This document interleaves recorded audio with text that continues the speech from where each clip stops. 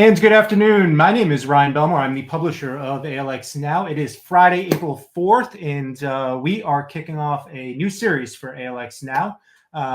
Today is Ask the Mayor, but this is an opportunity to provide residents with another opportunity to get questions in front of the mayor, as well as to hear about some of the things that she, as well as council and city administration, are working on. This is just one of many new things that are coming to ALXnow. We've also offered this opportunity to the superintendent of schools. We will be chatting soon, possibly next week, with Joe from the Chamber of Commerce. And we'll be having not just heads of organizations and cities and mayors join us, but we'll also be having just people from the community to hear about the businesses and things that they're doing out there. So I think this is a good opportunity to connect people with some of the leaders, as well as some of the amazing people in their community. But without further ado, I should make one more note. This is being broadcast live on all of our social media, as well as on our website. If you missed any portion, want to go back, want to watch it again, all available on all of the social media websites, as well as on our websites. You can watch it anytime afterward as well. It will be turned into a story, podcast, and all of that. You'll get the gist of this after a couple of chances at this. And Mayor Gaskins joins us. Mayor, how are you? I'm doing well. Happy Friday. Happy Friday. Thanks for helping me kick this off. I've been wanting to do this for the last 30 days that I think before I even took over ALXnow, I had reached out and said, I think this is a good opportunity, and I'm glad you are here. Me too. I think this is a great idea. I've never done anything like this. So it was helpful to hear too, all of the other people you're going to be interviewing. Yes, you are not the only one. We are going to chat about schools and Chamber of Commerce and other events. So if anybody has any idea, you can send it to me at news@alxnow.com. Let's see here. For the last 6 weeks or so, I've been trying to keep up with you. It has been busy. There have been lots of events. Just last Saturday, there was a mayoral youth forum, the first, as well as a town hall in the afternoon. And I wonder if you could just kind of recap the thought process behind how you came up with mayoral youth forum and what came out of it. Sure. So throughout my time serving on the city council, I have made an effort to reach out to our young people and to ask them about their questions, their concerns, but also their ideas. Something they often said was that they want a space and an opportunity where they are working directly with their elected officials, not just sharing kind of their ideas and participating in surveys, but really being a part of sort of co-creating solutions. And so once elected mayor, I decided to do a focus group. We had about 50 young people. And I said, if I were to, start a mayoral youth council, what could it look like? And the overwhelming feedback was, if you do a council, then only a few of us can participate. If you do something like a forum or a, weekend session, then it doesn't matter. There's no application. No matter who wants to join, they can join. And so from the focus group, we put together kind of a planning committee, and from there, the forum was born. So last week, we had about 25 young people attend with representation from almost every high school in our city, the majority being from ACHS. We had young people from 14 to 18, and it was their agenda. So the planning committee decided that first they wanted to do a panel with other elected officials. They thought it's great if we can hear from the mayor, but it's even better if we know everyone is listening to us. So I'm grateful that Chair Michelle Reif from the school board participated, Vice Mayor Bagley joined us, and Leader Herring from the General Assembly. They asked questions on everything from gun violence to immigration to climate policy. And then from there, they decided that they wanted to have breakout groups that were facilitated by their peers, where they could talk about issues on everything from housing to transportation. So the next forum will be in May, and And I'm going to keep working with our young people to kind of figure out how we grow it, how we design it, and sort of what they want to get out of it.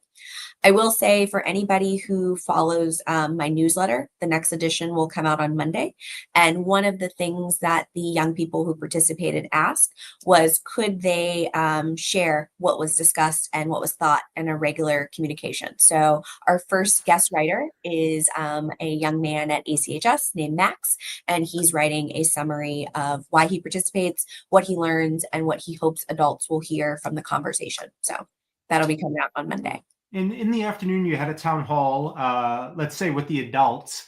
I'm wondering what came out of the youth forum that didn't come out of the town hall, or that's not coming out of your daily email. What's one thing that the youth of Alexandria brought up that was kind of a surprise, or just something that you don't often hear?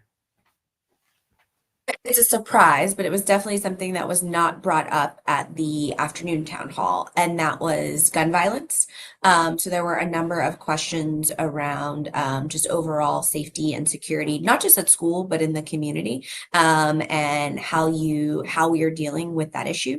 I'd say the other thing that came up in the morning that did not come up in the afternoon was we had a number of young people who wanted to know why International Night is just one night at the high school, and they wanted to know if there could be maybe a citywide event that we'd block off streets and we would have an entire festival or celebration of the various cultures and communities that are here in the city. They had ideas for dancers and poets and lots of different food vendors.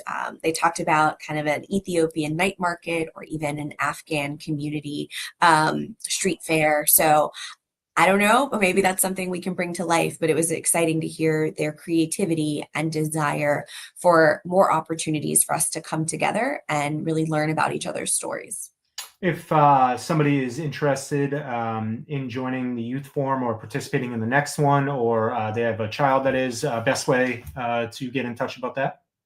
Best way is to email my executive aide, Christine Macy, christine.macey@alexandriava.gov. The town hall in the afternoon, too bad we couldn't do it outside. I had watched it while I was at home doing some stuff in the yard, and lots of questions were submitted, good audience. Biggest takeaway from the town hall on Saturday? Yeah. I guess so. Probably the biggest takeaway is just it continues the same thing with the young people, just how much there is a hunger to ask questions, to engage with elected officials, and to really find out and immerse yourself in what is happening in the city. The issues were a little different. So we received, I think, several questions on public safety, several questions related to homelessness, a few related to zoning for housing, a lot of questions on the budget. I think it was great to just see so many people take that much time on a Saturday afternoon, on a Saturday that was actually beautiful, to come and engage. A lot of those questions, it's funny, given the opportunities, a lot of those questions were also asked in our forum. So we're going to touch base on them. In general, if I don't read your name and say your question, we're going to make sure that we touch base on it. But is a lot of what you heard at the town hall on Saturday, what you hear on a daily basis through emails and through staff, a lot of the topics? Yeah. Yeah. Yes. I mean, this is local government. The things people experience, from trash to traffic to trees, they're the things that either make our life run really well or they make our life really difficult and cause frustration. So we often get emails or notifications through 311s about things we need to address and where we need additional education, enforcement, or support throughout the city. Let's get with the big one that was a general theme on Saturday, as well as in our questions, is, across the river, there's a lot of stuff going on that is affecting the residents of Alexandria, whether it's work or programs, funding maybe freezing, whatever it may be. Overall, there were questions about what is the city doing to support, protect residents with all that's chaotic across the river. No, I mean, that's a great way to describe it. It often feels like a lot of chaos and confusion and a new adventure or a new thing that we are working on every day. What I will say specifically as it relates to federal workers, in our community, we have almost 15,000 federal workers. That includes part-time and full-time workers. We also have about 9,000 direct jobs that are here within our community. We have over 3 million square feet of office space that is leased to federal partners like USDA, Food and Nutrition Services. And so we are monitoring deeply how changes in federal policy impact our residents. And so on our website, if you are a federal worker that has been impacted, we have a resource page that includes everything from job opportunities to resources for how you might translate your skills as you move into a new industry, to even things like how do you start a business? Like if this is a time where you are pivoting in your career and maybe there's an idea you've always thought about exploring, but you did not, how can you do that here in our city? And then also resources for basic necessities like food, housing assistance, childcare, and other things that we know people have questions about. We are also partnering, we've been partnering with Congressman Don Beyer and other mayors and chairs in the region. And so we did a workforce fair a couple weeks ago. I think it was March 8th, and there's another one that'll be coming up at GW on May 3rd, and we can provide more information about that. So that's one piece on kind of just direct resources. I'd say the second is we are having daily conversations about the risk and vulnerabilities that we might face as a community. And so we're thinking a lot about policies that might need to be in place. So there's a bi-weekly mayors and chairs meeting that is hosted by the Northern Virginia Regional Commission, where we're all sharing and talking through ideas that we might have. There is a state committee that's been put together on kind of it's called an emergency committee on the impacts of federal changes. They will actually be doing listening sessions around the Commonwealth, and there's one coming up for Northern Virginia on April 8th. So we've submitted, we're working on submitting comments about the impacts in Alexandria, but also elevating to our delegation sort of the support we need. As I mentioned, we have, I think, monthly meetings with our federal leaders as well. And then there's the last part around the budget and sort of the fiscal implications. So we are in the middle of budget season. And so the manager's proposed budget actually includes several contingencies. Should we lose grant funding, or should there be I think many economists are predicting maybe a local recession. So really trying to think strategically about how we are cautious as we plan and prepare for the next phase. I think you could spin off like a wheel on almost anything off of this, but I didn't think about it before, but Spring to Action is coming up next week, and certainly getting through any kind of rough time like this takes a community effort. And for those who have the means and can, next week is a great time to support those local nonprofits in the community that may be called upon, your food banks and things like that, who may be able to provide resources to those that are out of work or those who need it in the coming months.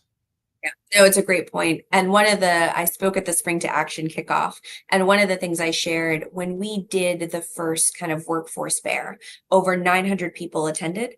400 people came directly to the Alexandria tables, asking for everything from support with job assistance to how would they sign up for benefits like SNAP. And so I think we are going to see people who maybe never needed to depend on different programs before and are now trying to figure out kind of just how they're going to get by or how they brace for potential impact. So I think anyone who's able to give your time, your resources, your connections, your ideas, we need that as a community. We're all going to have to wrap around each other. And with that in back of mind, it is budget season, and it's you've all been on tour talking about the budget, especially the city manager. I'm just wondering, when you're with that in mind, how conservative do you go with the budget? Is it playing into some of the decisions you're making? We got several questions about fully funding the school system and why it's not being funded. Meanwhile, others are celebrating that there's not a tax increase. How do you balance all that? Well, so first I'll say you mentioned kind of the budget tour, and I'm so glad you noticed that because one of the priorities we've had is really changing the way we communicate and engage about the budget. So this year, I think there are over 17 different ways people could engage with the budget. That includes our work sessions, our hearings, but also we've tried new things like a budget bonanza and budget pop-ups. So I hope people know we really, in order to balance all of those competing needs and interests, we can't do that without your input. So there's also a budget comment form online, and there's still time to submit kind of questions and things that you'd hope we consider. In terms of how I would say I have been approaching the budget, that uncertainty that we are dealing with, both as a city, but that we know our residents are dealing with, and our businesses, has played a lot into sort of my decisions throughout this budget process so far, as well as the questions that I have asked. It is also why I voted to keep our tax rate flat. I think what we were hearing in the emails we're starting to see is a lot of people are worried about whether or not they're even going to be able to make their existing property tax payments. And so at a time where so many people are navigating the same uncertainty, I think the manager gave us a really strong budget to consider that allowed us to still provide for a lot of services without a tax increase. I'd say in terms of sort of where we are now in the budget, I would encourage people by this afternoon, the add deletes that council are considering should be posted on the website. Off the top of my head, they range in everything. I can tell you, I put in one for the Capital Area Food Bank because they provide hundreds of thousands of meals to partners in our city, like Alive and Mother of Light. And with the increased need we're seeing, we need additional support for food and refrigeration and storage. I also put in one for rental assistance because that is where we are seeing a lot of people already having concerns. In terms of schools, I know that Councilman Chapman has put in a proposed ad. I think it's about $1.2 million of one-time funding for ACPS to kind of help respond to some of their budget concerns. But everything will be posted this afternoon, and you can see a little bit of how people are thinking about additional changes to the budget to better meet our diverse priorities. And I've found it super helpful going through this the first time with you all. The way you break down kind of how the city looks at the overall number. I wonder if you could just, in case people haven't heard you say that, of just when you think about schools, about how you take a big chunk of that right away and move it over for schools. If you could just recap and put a bit ribbon on that for us. Sure. So it's funny, the budget we will vote in April, and then there'll be a few weeks off, and then we start planning for the next budget. It's really a year-round process to understand the needs in our communities and the capacity our agencies have to serve. So throughout the fall, the manager and the budget team, they work with each of our departments to understand what are the needs they have, but also what are opportunities for efficiencies. And then they put together kind of the base budget. Like, here's the things we know we need to do to deliver on the things that our community deserves and expects. From there, when we get to about January, we start looking at, we have a better sense of what we're going to receive from our residential assessments. And we look at what new money is coming in above and beyond kind of that base that we've set aside. In this year, there were about $30 million in new money. And so the first thing we did, we know the needs of our schools are complex and they are growing. And so we set aside about a third. So it's a little over $10 million right off the top, and said, it'll be new money that we can move towards ACPS. Then we take that second chunk, so about another $10 million, and we look at how do we pay down our debt. So a lot of times we're putting things towards debt service or cash capital, recognizing we have a lot of projects planned, from schools to park facilities to city hall to all of the things around our stormwater management and sewer infrastructure. And the only way we can continue to make progress is we've got to pay as we go. We got to pay down so we're not saddling our community with debt. Then from there, we look at any existing agreements that might have changed. So you might have collective bargaining, or you may have increases in services that need to be paid for. One example, the cost of inmate healthcare within our jail has risen over the years because of the complex needs that people are coming in with and chronic illnesses. And so we have to accommodate for those costs. By the time we had finished that exercise, there's about $4 million left in this case for us to kind of work with and think about new initiatives, enhanced services, and things like that. To put in context, we have about 29 departments, and they submitted over $12 million in things that they would have wanted to see that $4 million used for. So that's kind of the short version. I will say this year we created our first budget video. So if anybody wants more of a budget 101, there is a video on our website that kind of goes through the entire process from start to finish. I'm wondering, you mentioned new money. New money is always great, but you also mentioned $12 million requested from the departments, which everybody I've met for staff are extremely smart and well-educated and people who know what they're doing. So with the 12 million, with all of the infrastructure questions I got, and as well as collective bargaining agreements and things like that, is a tax hike inevitable down the road, or is there a search committee going on to find more and more new money so that does not have to happen next year or the year after? Yeah, I think next year is really tough for us to predict right now. A few weeks ago at our last council meeting, we had a presentation by the Metropolitan Council of Governments, as well as the Northern Virginia Regional Commission. And I think one of the things that I took away that was particularly interesting is they said, while we may have thoughts or theories about kind of the impacts of the federal changes on our economy, we actually won't start to see those things in our economy until much later. One example is because if you, if you have been laid off, you can't apply for unemployment insurance until you have exhausted, let's say you have a severance. You can't apply until that has been exhausted. Or where you apply is based on where you work, not necessarily where you live. So there's a lot of things where we may not see the ripple effects until much later. Once we have a deeper understanding of that, I think that is going to make much clearer kind of where we are in terms of residential property taxes. The other big taxes we depend on are meals taxes and hotel taxes. So if people aren't eating out as much, or they are not visiting us as much, or doing different stays, all of that will have implications for our budget, which the council will have to consider at that time, and how that, does or does not impact taxes. I'd say the other piece of your question about what are we doing on the revenue side, this is something that I think is critical. We've talked about this for a long time as a community. How do we diversify our revenue? I'd say on May 8th, we are going to be kicking off our economic summit. A big piece of this is, what do we need to do? What are those tools that we have not yet considered that it might be time to implement? What are the things that we do well that we need to build upon? And also, how do we think about, in a city that might have limited resources, where are the opportunities or where are the times when it's appropriate for city money to be used and leveraged in order to attract additional revenue? So I'd encourage anybody who's interested in that topic to come on the 8th. But also, if you look on AEDP's website, my understanding is that there's going to be 3 or 4 kind of mini engagements before May 8th, some online and some in person, that will all be focused around that revenue diversification topic.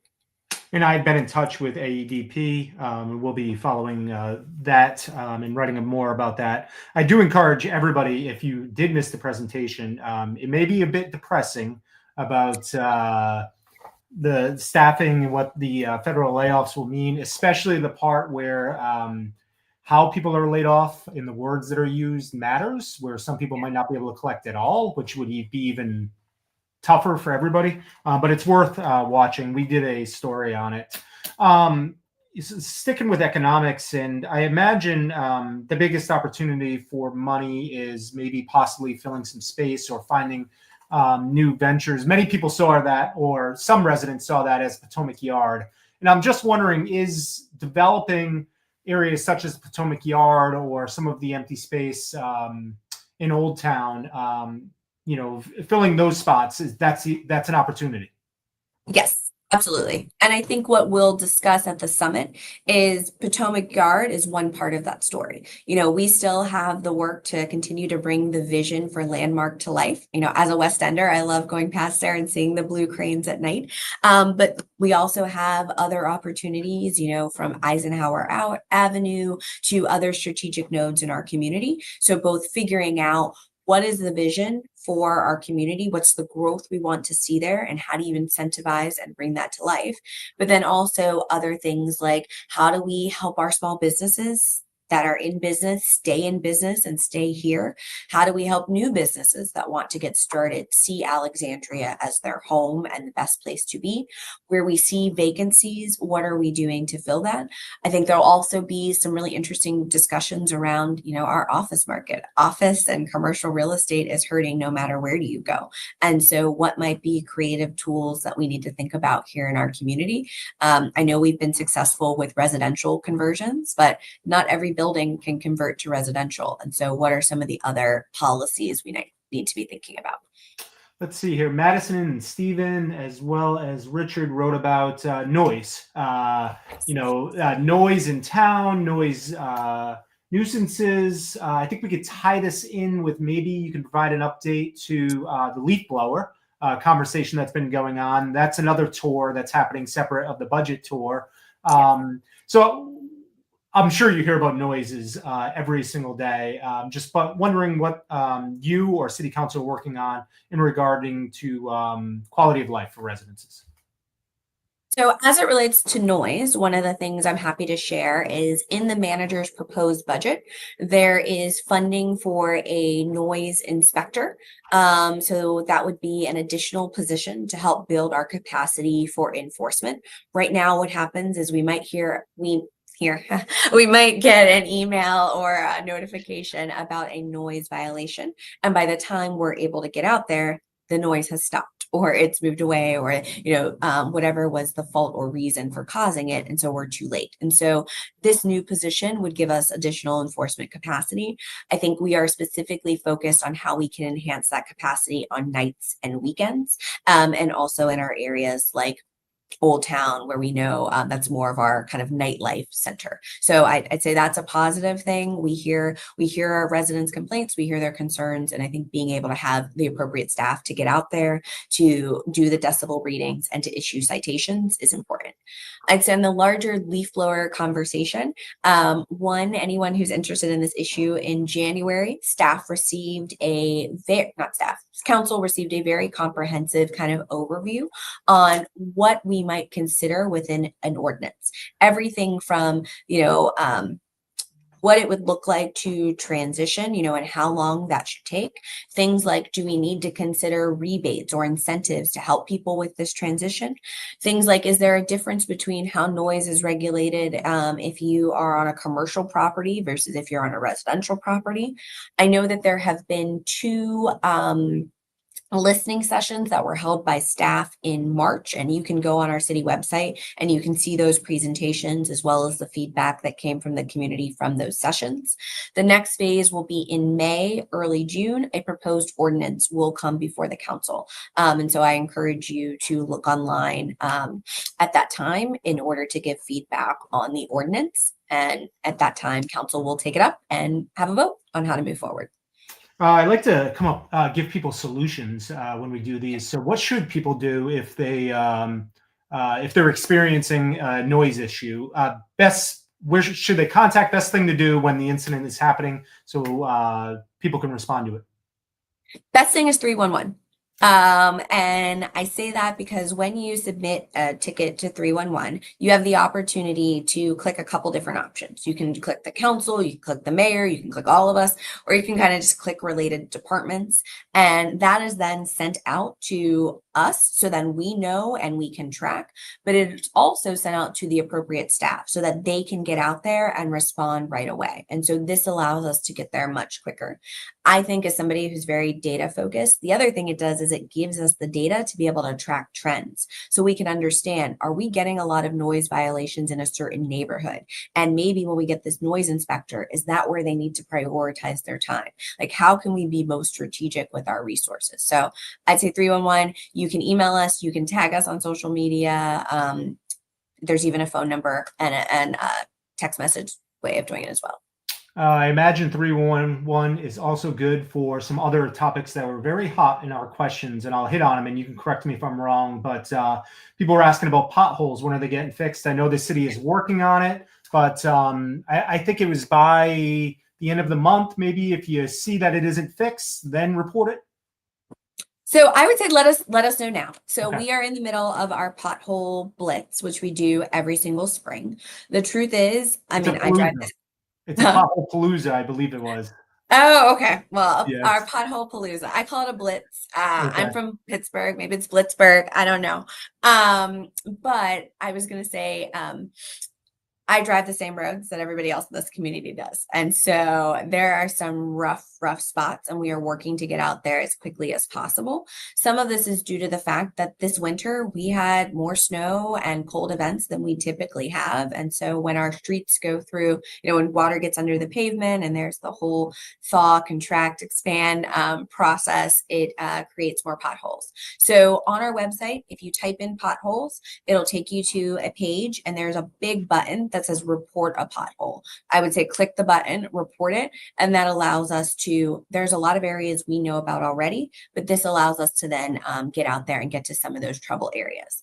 I also know we've received some questions from people where our teams have gone out and folks have not been satisfied with the work that has happened and have questions about, well, are you going to come back and redo this, or kind of what's next? Send us those as well, so then we can also make sure that the work is done right and done well, and done in a way that will last. I don't think it's necessarily a crime, but we did get a lot of crime questions, and I looped it in here together for some reason. But a lot of people asking about leash laws, which I'm surprised. It's a big dog weekend in Alexandria with the ALX Dog Walk as well as Delray Dog Fest. But people are wondering what to do about dogs off of leashes. Is that a 311? Is that a non-emergency line to the police department? Any recommendations there? Yeah, so our leash laws, my understanding, are primarily enforced by a mix of our animal control officers as well as APD. I do know this is an area where we've been hearing that we need both greater education to the community about our laws, but also greater enforcement. I would say for now, probably send me a note or send it to 311, and I can get you a clearer answer about the best way to report. I can also follow up. I know something we've been asking every department during this budget season is, do you have what you need? And do you have the capacity to be able to respond? Because it's not helpful to anybody in the community if we have laws that we can't enforce. So I will make sure that I ask those same questions to our control officers to make sure that we're able to enforce these really important leash laws. And I think it only gets brought up when people think it's too high or something is going on, but crime. You never hear like, oh, I haven't seen anything bad happen. I know that, or I looked at the agenda for next Tuesday, and I know that there is going to be a report from the police chief, which I suggest everybody tune into. It's going to be probably much more inclusive than what we can do here. But overall crime, any thoughts, or is it tune in to Tuesday? I guess overall thought, and I have been very clear with people in the community about this. I believe, everyone deserves to feel safe in our community, no matter where you live, no matter where you move, no matter sort of where the activity or what you were trying to do within our city. That's one of the basic things of local government, that we are supposed to protect and invest in your health and safety and welfare. And we take that really serious. I know as a community, we have been experiencing an uptick in crime, particularly as it relates to larcenies. People feel that. They see the reports that come out from ALXnow. They see the breaking news and the headlines. And so I guess what I would want people to know is we are actively working to put together a crime plan and strategy so that we can be responsive, but we're also making sure that we are putting out the data. There are a lot of areas, particularly as it relates to violent crime, where we're actually seeing a decrease. So we want people to be informed. I know APD, it puts out gentle reminders every single day, from everything like lock your doors and things that you can do to help us promote safety in the community as well. For a more in-depth presentation, you're right, I would encourage everyone to tune into April 8th. April 8th, as part of the manager's report, we will have the chief present, and he's going to present on 3 things. The first is, since the chief started, he has been doing a listening tour. So I think he had several town halls. He's been going out and doing ride-alongs with his officers. I know he's been doing other community listening sessions as well. And so he's going to report back on what he heard. The next piece is he committed when he took the position was to put together like a 100-day plan.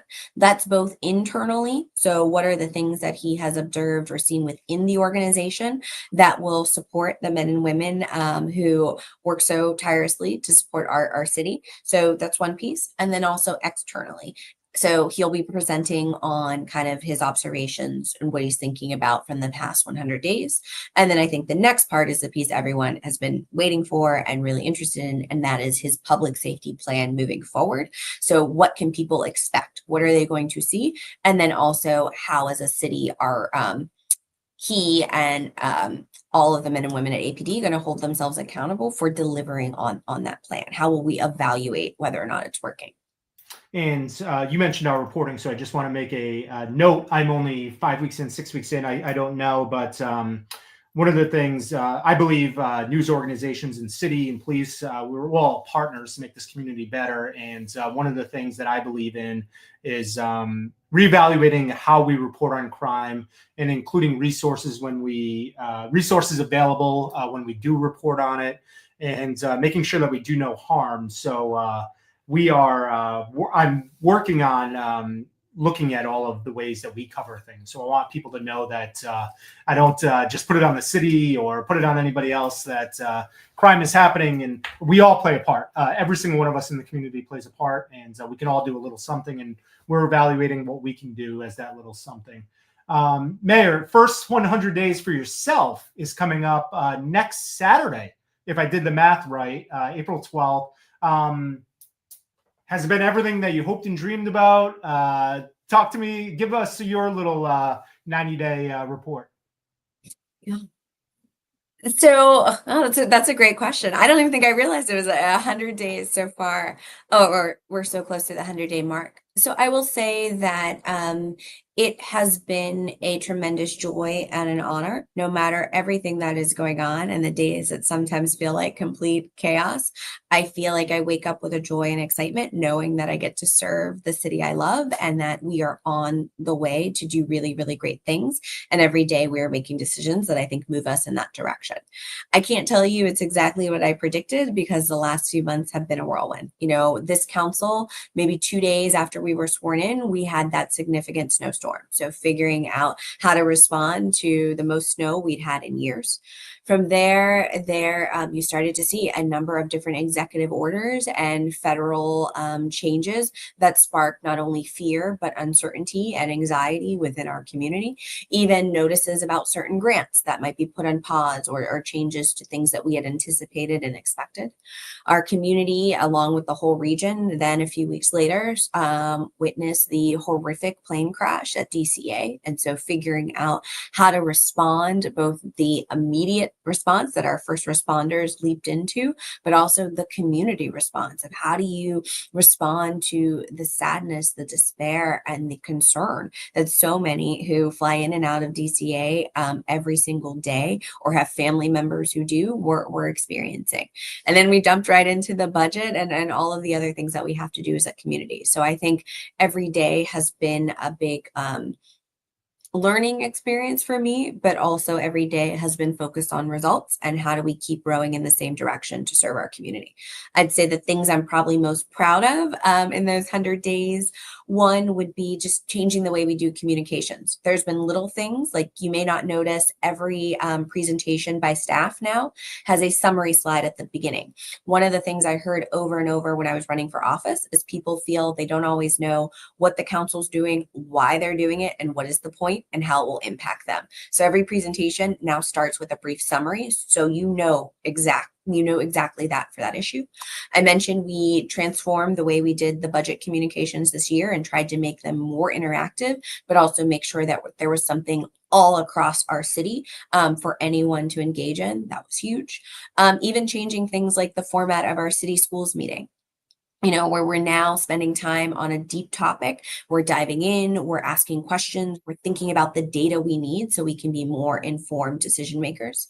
I'm really excited about how we have mobilized resources for federal workers. We never had a dedicated page like that. We haven't always been able to do pop-ups or resource fairs within a matter of days. And so that's been really, I think, interesting and exciting to see. The Youth Forum and my Interfaith Council are two things I'm particularly proud of. You And then details on the interfaith one. Oh, okay. I'm Ask happy earlier. When you're to done. give you one. Yeah. No, and then the last thing I was just going to say, one of the main roles of the mayor is to run the meeting and to run our meetings efficiently and effectively. And I've been really proud of how we've been able to streamline a lot of things so that those meetings don't just go quickly, but so that the business that we are conducting for the city is at a time when people are awake and can pay attention to it and engage with it. In terms of my interfaith council, we kicked off similar to how the youth forum started. I did a focus group in January. We had about 30 different faith leaders participate. We talked about, is this needed? And if so, what will we do to make it a good use of people's time? What we agreed upon was that we'd meet quarterly, that all are welcome, and that we would have different topics each month that we would dive into. So the first one was several weeks ago. We had about 22 faith leaders. And we spent a lot of time talking about how we continue to be a welcoming and inclusive community. And then we received a Know Your Rights training from the Legal Aid Justice Center. The next one, I think, will be in June, and we are going to focus on public safety and partnerships between public safety and the faith community. So if you're interested, you can also email Christine Macy. I will also say we would love to get more representatives from both our Jewish and Muslim faiths. So if you know somebody who might be interested, would love to have them join as well. Mayor, I know we're 11 minutes over. I just want to make sure that you're okay with time. I am. All right. I thought this was an hour, so. Oh, okay. I love this question from Eric, and it goes back to you talking about your 100 days. But Eric asks, let me move my mouse. What institutions have helped form you in your view of your role in our community? What institutions? What institutions have helped form you in your view of your role in our community? Yeah. So I guess first and foremost, like where I see my role and the role of mayor and kind of just public service in general, to me, that is founded in my faith and just a belief that we are all called to serve and to help our neighbors, especially the most vulnerable in our community. I'd say from there, sort of the next grounding is just the way in which I've watched people in my life serve. I've always watched people in my community not just sit by, but if they see a problem, they don't just complain, they figure out what are the solutions for how you might dive in and join and help solve those problems. I'd say if I had to list specific institutions, I'd probably lean on sort of where I did my educational training. When I got my undergrad education at Vanderbilt, I majored in medicine, health, and society. So I was pre-med, but the entire focus of the major was how do you look at economics, anthropology, arts and culture? How do you look at all of these other factors that shape our health and well-being? And so for me, that really taught me that part of understanding cities and understanding people's health in a community is to understand the intersections between those different issues. I then got my master's in public health at the University of Pittsburgh. And so that training really shaped a focus on public health is all about how do you prevent things? How do you get at the root cause? So when I think about crime, when I think about flooding, when I think about the major issues, I want to fix it now, but I also want to make sure we're doing what we can so we don't have these issues in the future. And then lastly, getting my master's in urban planning at Georgetown was really helpful to just understanding how cities work. I'd say within our community, I can't name one institution. What I've tried to do is surround myself with as many institutions as possible. So anybody who reaches out to my office, I go. There are still nonprofits I'm learning about to this day, and I'm getting to go on tours and meet with them. Girl Scout troops, faith communities, all different partners, just to understand their perspective of the city. I often ask two questions, which are one, like, what makes you stay in Alexandria? What makes it easy to stay? And the second is what makes it hard, and what would kind of make us at risk of losing you from being here or losing the people that you serve. So if you have an institution that maybe you don't think I've met or interacted with, I'd encourage you to email me, and I'd love to get to know them. Let's for the sake of possible disagreement for a second, let's agree that everybody wants to see the city of Alexandria succeed. With that cemented, what can people do to help you as well as city council succeed? I'm gonna put it out there that when you succeed, when city council succeeds, the city, tides come up, all boats rise. How can the everyday resident help you, help city council, help the city succeed? Yeah. So I think helping the city, I'll start there. I'll kind of work backwards. Helping the city as a whole, I don't think it has to be some big, like, transformative thing. I think the simplest thing we can do that helps our city is if when you see somebody, you say hello. When you see a piece of trash, you pick it up. When you see a problem, you try and come up with ideas for how you can help address those problems. I think people come to live here because of the kind and welcoming community we are. Businesses want to stay here and be a part of the city when they know we are a city that cares about each other. So I think the little interactions every day that you have are part of making a great city.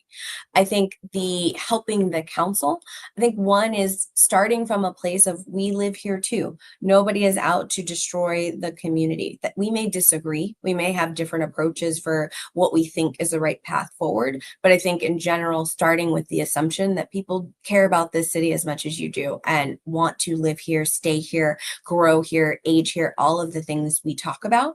And so when you engage, starting from that place of kind of mutual understanding about what does the best look like and how do we get there, I'd say send us, like, I know I read all of my emails. I know I have people who send me DMs on Instagram and try and reach me in all sorts of other ways. If there's a picture you need me to see, if there's a question you have, send it. Don't hesitate. You don't have to send 15 paragraphs on an issue. I think it's enough to just say, this is something that concerns me and I wish you would do something about it. So I would say genuinely reach out. The other thing about reaching out is I don't think we can make good decisions if we're not data driven. And reaching out gives us data. Your stories are data. Your pictures are data. Your experiences are data. The number of people who contact us is a data point. And so I think continuing to engage in the process, whatever that looks like for you, is helpful with helping us do our best job. There's a big push for it in journalism right now, and it's solution-based reporting. And don't just tell people that there's a problem, that there's a crime. How could it be prevented? What resources are available? And I've been learning a lot about it, and I wonder. I have to imagine that it would be helpful if people do write in, and if they do have an idea, that they share it, or if they do it because everybody's so busy that maybe they haven't thought about your solution or your idea. And sometimes, say there's trash in, looking out on Timber Branch Parkway right now. And, maybe there's trash in the creek, but hey, there's trash, but I want to organize a cleanup, or here's an idea, put more trash cans. I imagine that would probably help. It is. And even, something that came in the last budget, we were getting a lot of 311s about trash. And so we've piloted these new clean teams. We won't know if the clean teams work if you're not contacting us, so we can say they're supposed to be a rapid response. You send us a note, they're supposed to get out there within 24 hours. And so we can't test that and measure that if we're not hearing from you. So being our partner with that is really important. I'd say to people who have more time to give, we have like over 70 boards and commissions on every issue you could ever imagine. And these are the advisory boards to the council. And we take what they say very seriously. And it doesn't mean we always agree, but we do evaluate and read the things that they send us. And so if you have time to give, I'd encourage you to go on our website. You can click board and commission vacancies and you can see what's open and join us. Yeah, I've served on two in my 4 years here, and they've been enjoyable. You actually, I had to put a editor's note in my preview of the city council agenda for Tuesday because one of the items is my resignation from the zoning board of review because it's conflict of interest to do both. But I suggest anybody who can sign up for board or commission. There are many of them, or get involved with a local nonprofit. One way that residents can get involved is there's a roundtable happening tomorrow. What can people do there? Sure. So the roundtables, the mayoral roundtables are something I started previously. And basically, one of the things I heard from people is they also want an engagement opportunity where it's less of me or other politicians talking, but it's really residents talking and sharing directly the things that they are facing and experiencing. So this next one will be at Beatley Library from 10:30 till noon. Typically, what we do is sometimes we have focused it around a specific topic. We piloted in January, not doing a specific topic, but instead allowing people to choose the topic in the room and having kind of several breakouts so that we can cover more than one topic at once. I suspect tomorrow there'll be a lot of conversation on the budget, but all are welcome. So come drop in. Would really love to see you there. And looking ahead, it is the 4th of the month. What else is coming up here in April that people should know about? So April 8th is our next legislative meeting. One thing to know about that meeting is it's also our add delete public hearing. As I mentioned, the add deletes will be posted today. If they might already be posted while we're on this session. But the public hearing will start at 5:30. So I would encourage you to come to that meeting. April 10th, talked a little bit about youth engagement. The city is doing its annual Youth Speak event. This is put together by a number of our youth serving agencies like the Substance Abuse Prevention Coalition, our Children, Youth, and Families Collaborative. It is planned by young people, and it is an event specifically about speaking out on the issues that are impacting their lives. That'll be at 6 p.m. I know later on in the month, I think on the 23rd, there will be a community remembrance for Joseph McCoy. This is part of our city's community remembrance project and really looking at and exploring our history, particularly as it relates to lynchings within the city. We'll have our public hearing, and then we'll have another legislative session on the 22nd. I mentioned the April 8th is when our General Assembly is coming here, and they will be talking about their emergency committee. That's another one. All of these things are on the website, so I'm sure I'm probably missing something, but I would encourage you, if you're looking for ways to stay engaged or even just fun things. I often go on there and find out about story times for my kids. There's a new series in like one of our nature parks that my kids and I have been looking at and trying to figure out how we can get to. So on the city's website, there's a very active calendar of everything that's going on. Yes, and it's alexandriava.gov, and there is an active calendar. One I hadn't thought about talking about this today, but my wife and I did watch on the local PBS station the documentary about the lynching, and I encourage everybody to go and watch that. It is, especially if you don't have a good grasp of the history of Alexandria, it will open up your eyes. It just changes the way I go by City Hall and all of that area now. It's just a big wow. You mentioned your kids, and I'm wondering if your children understand what mommy does. My 2-year-old, no. She just loves coming to City Hall so she can run down the hall. And I have a little corner in my office with some toys for them. So whenever I need to get something done, the whole family can come. So her not so much. My son, he has made himself the mayor's helper. He knows a little bit. He knows that mayors have a lot of meetings. He knows that mayors talk a lot. And he knows that mayors often have to stand on a stage because we've had to practice a lot with him standing up there with me. So we are still learning. We're reading a lot of books about voting, a lot of books about mayors and what they do, but more importantly, just like how you can help your own community. And I love the fact that they get to see that and be a part of it with me and go to so many things with me as well. Excellent. And is there anything else that we did not get to today that you were hoping to bring up or wanted to bring up?